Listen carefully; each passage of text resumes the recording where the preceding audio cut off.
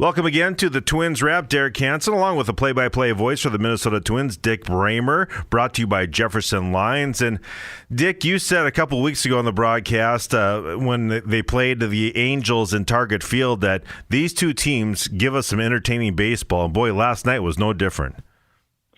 A fantastic game, a blowout game by the standards these two teams have set, because it was decided by 2 runs rather than 1. But it was a great game last night, and those great games are always decided by whoever gets the big hit late. And Miguel Sano got the hit, the 2-run home run that made the difference. And this Twins team is on a roll. It's a 4-1 road trip here, and as we speak right now, it's 5.5 game lead over Cleveland in the division. Yeah, it's a shame Baltimore's so bad, because as well as Minnesota's playing, it's amazing they don't even have more of a cushion. Yeah, the Twins fattened up on the Orioles, and the A's are taking on the Indians now. That's a more competitive team. So, yeah, it's been really a wonderful start to the season, and it's not really the start anymore. We're getting into the second quarter of the season, and this team is pitching well. They're hitting well. They're missing some guys, and they just keep, hitting home runs and not looking back at who's not there. It's the guys who are here that seem to be doing it on a nightly basis.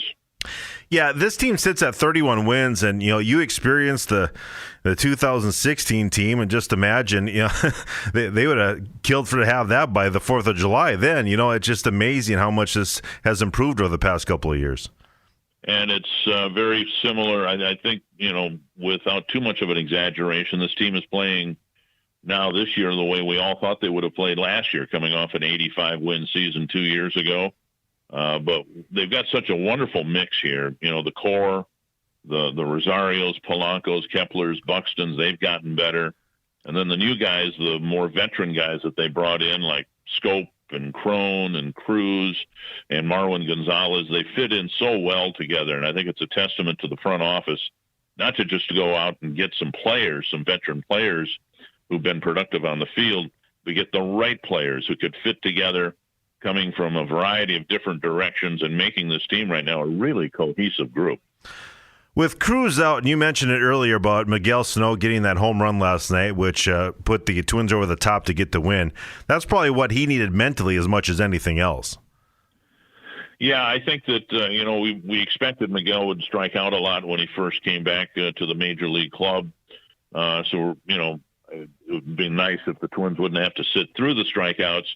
But you saw last night in the 8th inning what he can do when he puts a good swing on a pitch that's hittable. We've seen a lot of cases of breaking balls, check swings, and all that. But if you throw it over the plate and give him a chance, he's a very talented hitter. And so there are going to be some rough spots yet. He is right now where everyone else was at the end of March. So it's going to take him a little while to get going, but it sure is nice to have that big bat in the lineup. Yeah, no question. He's just another force in there, and it's going to be scary when they can get all those guys together. Well, they've got some tough decisions to make, because the hope is, of course, Nelson Cruz will be activated in time for this weekend's games at Target Field. So then somebody's on the roster moved off. The best guess would be, Luis Arias, but what a job he's done. He looks like he belongs here, both at the plate and in the field. And then eventually Mitch Garver is going to come off the injured list, and they'll have to make room for him on the roster. So it's a nice problem to have, but there are some tough decisions ahead as to who to keep, who to send back, or move off the 25-man roster. Yeah, as I told you, I was watching this quite a bit, as much as I could off of my phone over the weekend. I was on the honor flight for North Dakota, Minnesota this past one. And this, how do you say the second baseman's name? Arias or? Arias. Yeah. Wow. Yeah. He was amazing last night, 3 of 4, and he's a tough guy to get out. He puts the barrel of the bat on the ball just about every time. He's got a little, personality, or he's an interesting guy. He's just turned 22 years old, and he looks like he's going to be a really good player for the Twins. He's a 2-time minor league batting champion. He missed an entire year because of a knee injury, and he's one to watch for. The Twins are really happy with him, with how he performed in spring training. Not that the games matter, but just how he carried himself around, the major league players. A very likable guy and somebody that's going to be playing for the Twins, I suspect, for a long time. We just don't know when, he'll be up here full time. Injuries sometimes can solve problems, but when you've got guys that are fixtures in your lineup, middle of the lineup guys like Cruz and Garver, somebody's got to make room for them when they're healthy. He, along with Astudillo, they're playing on the right side of the infield, and they're a lot more athletic than Astudillo made a defensive play last night. It was amazing. They are so athletic, and they don't look as athletic as they are. Well, and just to isolate on Astudillo for a moment, when Mitch Garver went down, we were told that, Astudillo was going to be a catcher and he wouldn't be moved around the field much. But there he was at first base last night, and you're right. The play he made to Taylor Rogers was a tremendous play for someone who hadn't gotten a lot of reps at first base, and unfortunately that was the play that took Simmons, the outstanding Angel shortstop, out of the ball game and probably on the injured list for a good little while. But that was a great play, and that's one thing we've seen. We've seen even the outfield, the fixtures out there. Rosario, Buxton, Kepler have been moved around in and out of the lineup. But this team has played so well in the field, and you really notice it when you play a team like Seattle. The Twins played them over the weekend, and they're not very good in the field. And the Twins look clearly like the superior team over the Mariners in that series, in part because they caught the ball and threw the ball in the field like a major league team. You mentioned guys that are going to be tough to take out of the lineup, and Adrianza has been playing well, both defensively and offensively. He's really, I think for a lot of teams, he wouldn't be as much of a utility guy. He'd probably start for a lot of the teams in the major leagues right now. Well, and I think that's, again, a nice problem to have, but you're absolutely right. I think he would play, probably find a position for at least 3 of the 4 other teams in the American League Central and be an everyday player. But he's not. And when, the time comes to add these people to the lineup, what do you do? Because he kind of does somewhat what Marwin Gonzalez does, a utility infielder. And Gonzalez, of course, can play in the outfield too. But Adrianza's been out there as well. We saw him, in right field the other day. So, you've got redundancy, I guess, with those 2 players. And in this day and age, when most teams are carrying 13 pitchers now and only have 3 bench players, you really can't afford to have a redundancy. So, again, the Twins front office has got some interesting decisions to make. Before we get to some of the pitching, which I think we might be bearing the lead on here, but you mentioned something last night I didn't realize here is Polanco leading the league right now as far as the best hitting with his average at 335. I guess I think you and I have talked about this before. We may have underestimated how much of a loss he was in the early part of 2018. But, man, what a force he is right now. And we talk about tough outs. He's one of the toughest. Well, and then, of course, you contrast where we're at right now, how well the team is playing, and who's playing really well. And it's been said for over 100 years that good teams are strong up the middle. Well, last year, Jason Castro hardly played because of the knee injury. Polanco wasn't in the lineup in the first half of the year because of the suspension. Brian Dozier wasn't playing very well. Buxton was hurt and wasn't playing very well. Now you look at the Twins up the middle. Castro, Garver, Astudillo are all doing well behind the plate. Scope's been really good at second base. Polanco right now is one of the league MVPs, and Buxton looks like the dynamic player we all knew he could be. So this is, one of the reasons the Twins are where they are is they're really, really strong up the middle, and that includes the pitching staff, which has been outstanding. Yeah, and, just to kind of reiterate what you and I have talked about before, Buxton may have took the collar last night, but I know he's not going to be that average guy, I guess. They're just letting him go up there and swing, and what he can do in the outfield, I think he is still one of the most important players on this team right now all around. Well, he covers so much ground out there, and they're transitioning with him a little bit, trying to get him to play a little deeper. So he's getting to the wall and making catches rather than, doing face plants against the wall and running full speed into the wall. But, he entered the game last night hitting 275, and I fully expect he'll hit 15, 20 home runs. And he's scoring, 24 runs. He's driven in 24.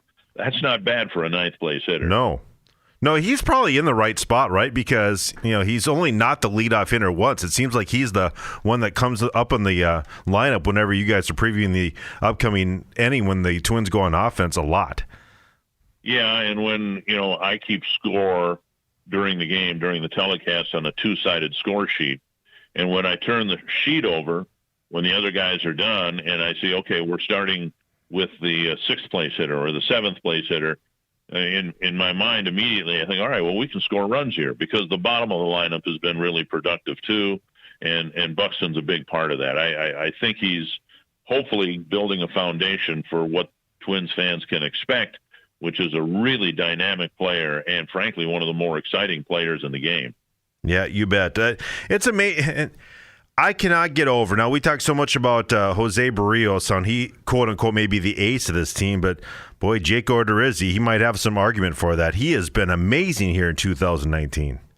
Yeah, when you in four of his last five starts, he hasn't given up a run. Well, that's pretty good. That was just 5 innings last night, and the Angels actually broke his scoreless string with a couple of home runs at Target Field last week. But, he's fun to watch because he's a pitcher. And Barrios, had a huge lead the other night in Seattle, but couldn't complete 5 innings. Ultimately, if you want to pass the Cleveland Indians, you'll need to outpitch them. And I think what we've seen so far, Derek, is that this team can pitch with the Indians, and they're a far superior lineup in terms of producing runs. Yeah, it's just amazing what is it all about Wes Johnson, the new pitching coach? I mean, it just seems like he's tweaked something where he looks confident and everything's really flowing for him right now. Well, it's Wes Johnson, it's the coaching staff, it's the manager, and they've done a lot of things differently. They've looked outside the box in terms of how to prepare for a season, how to prepare for a game, and it's a very communicative relationship that the coaching staff has with the players. And they impressed upon the players that it's not us telling you got to do this. Let's have a dialogue about how best to prepare you for a game or for a season. And so there is some give and take between the players and the coaches, the pitchers and Wes Johnson. And it's a collaborative effort, and the results have spoken for themselves. This is a really close-knit group, and we're not talking about just the players. We're talking about the players and the coaches and the manager.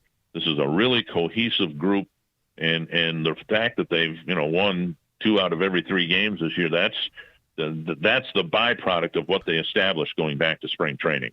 We've talked so much about the bullpen. Dick Bremer with us for our Twins wrap here, brought to you by Jefferson Lines. And I thought about LaTroy Hawkins, your broadcast partner throughout this West Coast swing here, and how he many times went down early in his career and came back up. And Trevor Hildenberger, who looked like one of the best guys of the bullpen in April since the last time we talked now, has been sent down to right whatever has been going wrong with him. And I would guess in a matter of time, hopefully he figures that out, because he was lights out in April. Yeah, and I don't know whether, it might be nothing more than simply tipping his pitches. I don't know what the issue is, but I would be stunned if we don't see Trevor back, hopefully sooner rather than later. He's an important part of the bullpen. But the guys now that have stepped up, the Matt McGills, Mike Morins, Ryan Harper's been pretty good all year long. These guys are coming in and they're getting big outs, sometimes, as was the case last night. Bullpen's called upon as early as the 6th inning. Sometimes it's just later, but they've managed to do a really good job. The Parker and Trevor May and Taylor Rogers are perfect in save opportunities, and it's been fun to watch. It hasn't maybe been the relievers that Twins fans imagined at the start of the year, but as a collective group, they're really doing a good job getting some big outs. My goodness, the Harper, he was breaking, to say he was breaking those balls, that was unreal. Just how the bend on some of those pitches he made, that was jaw-dropping at some points last night. Well, and that's one of the things that's changed, too. There's been a bigger emphasis placed on the pitching side with this Twins team on throwing, breaking balls, and off-speed stuff. And it's from the realization that hitters look for fastballs. That's what they want to hit. So to counter that, why would you throw more fastballs than you absolutely had to? Now, it's still a very important pitch, obviously. You have to establish your fastball or the other stuff doesn't work. But in key spots, more and more we're seeing, breaking balls, whether it's Taylor Rogers' slider, Ryan Harper's slow curveball, maybe, Mike Moran's changeup, which he can change speeds on. And the whole thing goes back to what the great Warren Spahn said, was that, hitting is all about timing and pitching is disrupting that timing. And I think that's what we're seeing from this Twins pitching staff. Odorizzi was a perfect example. His last start was against the Angels, and he pitched pretty well, but gave up a couple home runs and 3 runs. Last night, he had a completely different pitch arsenal that he used. He emphasized different pitches in key spots, keeping the hitters off balance. All they had to go by was how he pitched against them in Minnesota last week, and last night he was a completely different pitcher in terms of his mix. Tonight it's Michael Pineda, who I think has done pretty well. I mean, I guess if you're looking at one of the guys that you're thinking of later in your rotation, going 3-3 so far, and being 500 for you, I'll take that at this point, considering how successful the Twins have been so far. Yeah, if you were going to rank the starters, you would probably, to be fair, put Pineda in the 5th spot in the rotation. But his numbers, are pretty good, and he's taken the ball and every time it's been his turn. And the Twins see improvement in his breaking ball. What they would like to see is more stamina. He's been really good often for 4 innings, and then whether he's tiring or what, just not as effective in the 5th or 6th inning, the proverbial 3rd time through the batting order. They'd like to see him extend himself through that 3rd time to save some wear and tear on the bullpen. I'll be curious how he fares against the Angels here tonight, who are probably going to be crippled with Ohtani and Andrus and Simmons unable to play, and because of the injuries they suffered late last night. Yeah, both of those things kind of freaky, too, and you hate to lose your 3rd and 4th hitter in the lineup, but Ohtani kind of swinging at a pitch, and it hits his hand, and that didn't look good, and then Simmons just, I guess, it's great that he had the effort, but his effort to try to touch first base before Taylor Rogers did might have cost him a few days here. That was really scary. Yeah, they before we went to bed last night, the Angels said the X-ray showed no breaks in either case. So Ohtani almost certainly won't play anymore in this series, but he should be okay eventually. But Simmons, that could be a far more serious thing. Shortstop relies on that, left leg, to plant and make throws and pivot and do all of that and to hit. And there was no broken ankle, but a sprained ankle. And sometimes, unfortunately, those can be more time-consuming in terms of the healing process than a break itself. This Angels club, I'm surprised they're below 500. I mean, there's a lot of talent there. It just seems like, they just can't find a break. And, of course, the Twins have taken a lot of these one-game wins from them. Of course, last night, 2-run lead. But it's just amazing the talent that this team has. They certainly are tough out, but they just haven't caught many breaks. Well, they have the best player in the game. Simmons has emerged as, just a tremendous two-way player. He's always great in the field. Now he's been a really great hitter. They're really going to miss him for however long he's out. Albert Pujols is, in the declining years of his career. Obviously, Ohtani still has a great future, but they have never, for a long time, been able to pitch. They probably haven't had the pitching staff as the strength of their team since they won the World Series back in 2002. And so they're going to run, Andrew Heaney out tonight. And then tomorrow it's going to be the dark night for the Angels, and they both have struggled. So we'll see how they fare here tonight. But if you don't have starting pitching, Twins fans know this all too well. If you don't have starting pitching, you really don't have much of a chance to have a winning record. Well, we'll wrap things up here with Dick Bremer. It certainly has been a fun run. I think you and I would like games like last night 3-1 more often. But boy, the fans are certainly excited with the offense that this team has had. It's amazing. They are so fun to watch right now. Well, yeah, and it's fun to watch the 18-5 or 4 bludgeoning that the Twins handed the Mariners on Saturday night. But games like last night, those 3-1 ball games.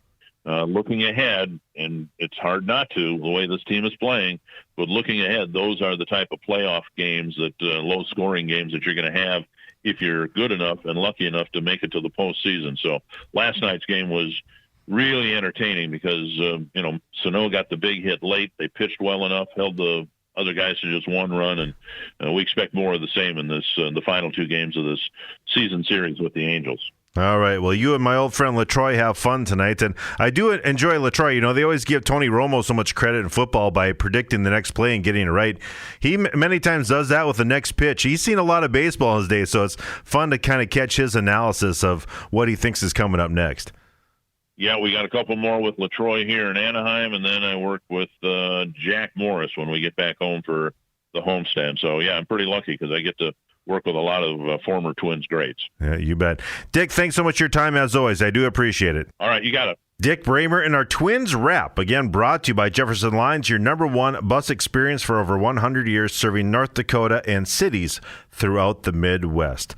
More Couch Potato Radio to come. Again, that Twins game with Corey Provis and Dan Gladden from Anaheim, Los Angeles, the Angels, whatever you want to call them. But it's the Angels and Twins tonight. 8:30 is the pregame show here on KFGO 94.1 FM here in the FM metro area. And as always on the Triple Towers of Powers, the mighty 790 KFGO. Couch Potato Radio, Derek Hansen with you.